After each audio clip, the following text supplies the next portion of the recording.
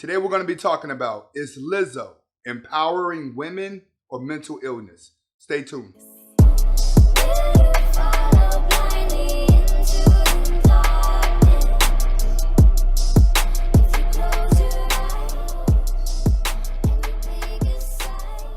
Okay, welcome back to the Anthony Spade channel. Before we get started, go ahead and hit that like button, go ahead and hit that subscribe button, and go ahead and hit that notification button, all right?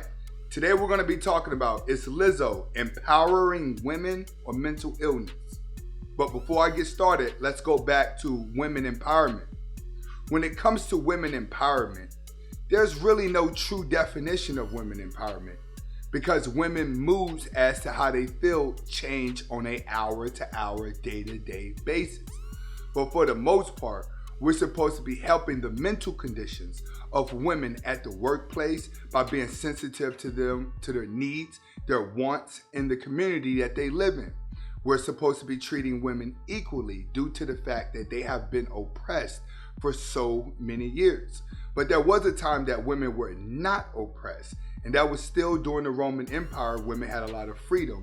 A lot of rights for women got taken away during the 1400s. But in today's world, we have an empowerment movement that exists in women. But it seems like the more empowering that we make women, the more degrading they make themselves. We're now empowering women that we were supposed to look down on.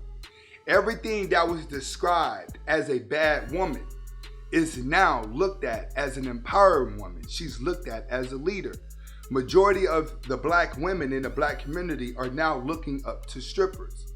And a lot of these Caucasian, whites, and other race of women, they're looking up to their superstars, and whatever the superstars are doing, they're trying to mimic it. So a lot of the other girls are trying to be the Kim Kardashians. They're trying to be the Kylie Jenners. They're trying to be the Ariana Grandes. They're trying to be some source of entertainment, whether it's love and hip hop, reality shows, or just day-to-day Instagram models. But one thing about this women empowerment thing is that it's done more harm to women than good. So now we're going to get into Lizzo. And the reason why I'm doing this video on Lizzo is because Lizzo recently won an Image Award over Angela Bassett and a couple of other women. I kind of feel like this shows you the mental illness of where the world is going. Because Lizzo was the same one that is banned from the Staples Center because she decides to walk in the Staples Center and twerk in the middle of a game with just a thong on and showing herself. A big fat black woman did it, and then the Staples Center banned her away from that because they felt it was degrading to little kids. She's also the same woman that went on TikTok, which is a children's app, and she gave fellatio or pretended to give fellatio to a man for attention. This is also the same girl. Every other day, she's on Instagram showing people that she could twerk. So she's showing women that no matter how big, no matter how out of shape, no matter how unhealthy she is, it's okay to prance around as if you're desirable because we're supposed to be adjusting to how she feels. See, no one's telling Lizzo, okay, listen, we're not putting this out there because you're not promoting health. You're promoting delusion. See, the same way that we're going to choose one of you, they're only going to choose Lizzo to make them a star like she is now. See, they tried it with Adele. That didn't work. And Adele had to lose the weight. And when Adele lost the weight, she lost her mind. Because she realized, like, there's nothing I can do to make people happy. It's the same thing when you're dealing with Lizzo. It's just that they've convinced Lizzo that what she's doing is great because it makes money. Because now you're appealing to all the women out there that are fat, that feel like they cannot lose weight. So now Lizzo is giving these women a reason to not lose weight and to continue to eat. So if you add that with the beta males that are going to be in their DM, now we're going to have a movement of women that refuse to be healthy. Because society says, you know what, even though she's not healthy, if she wakes up and she's happy to be fat, treat her good. Don't mess her mind up by telling her to get healthy. You know, nowadays in the victimhood mindset that we have, it's like, all right, whoever feels the worst pain wins the argument. All right? It's kind of like if I was sitting in a room full of fat people, right? And I said, man, all y'all fat people need to do it. But they sat there and they were quiet. But I was talking to one person. I said, man, you need to lose weight. You need to do this because you're just not looking good. But everybody on the outside felt like what I was saying to that person was wrong. All of them would gang up on me like, don't tell that person that. Like, why? It's the truth. Don't tell them the truth because it makes them feel bad. So now, when they all gang up on me for telling somebody the truth to make them feel bad, it makes them feel empowered to go against me because all of them suffer from the same insecurity that I was giving that one person. So as I allow the crowd to gang up on me to make me look like the bad guy, all I gotta say is, you know what? My grandma died this morning. Don't scream at me. And then all of a sudden it's, sorry to hear about your grandma, man. Oh my God. You know why? Now I win the argument. The reason why I win the argument, because I came off as the victimizer, but I made myself the victim because I put myself in a more emotional moment for everyone to relate to.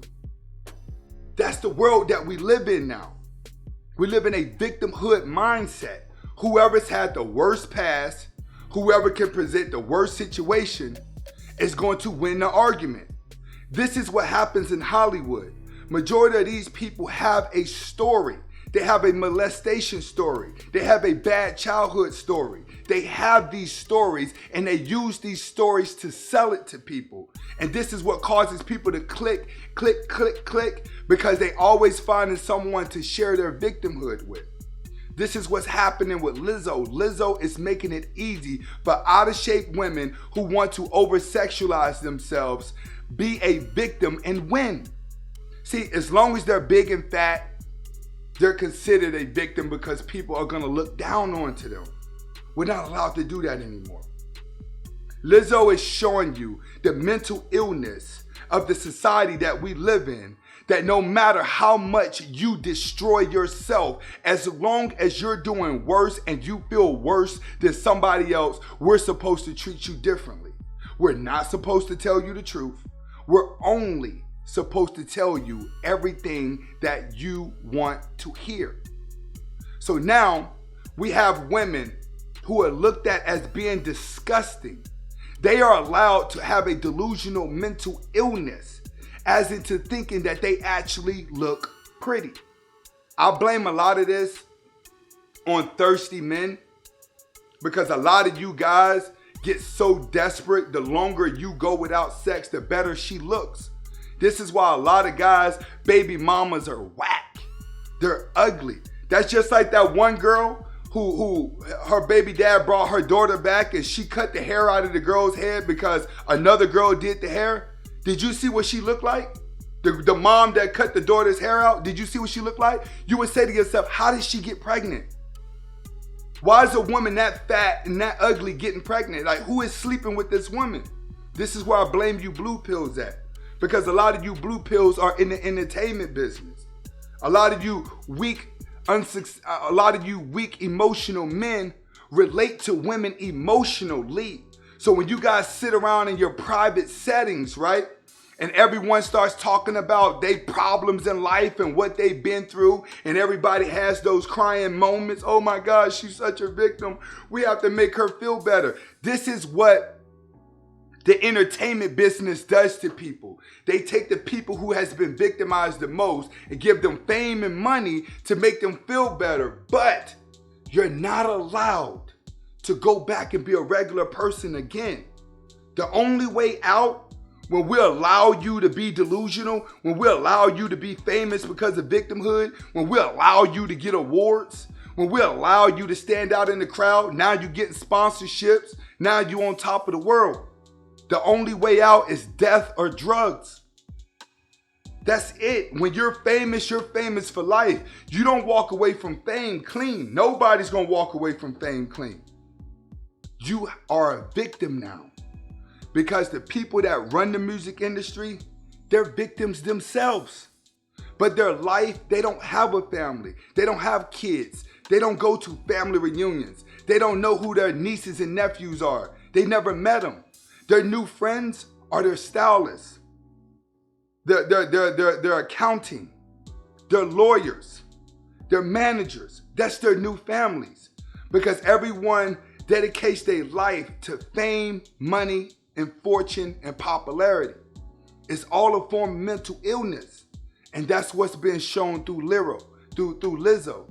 The standards of what we want out of a person, the standards that we want out of a person has been decreased because mental illness is more important, but we're ignoring mental illness because we have to treat people the way they feel, whether it hurts them or not. This is Anthony Spade. Hopefully you got the message. I just want to know, you think she's empowering women or is she empowering mental illness? Get in the comment section, let me know. Hasta la vista.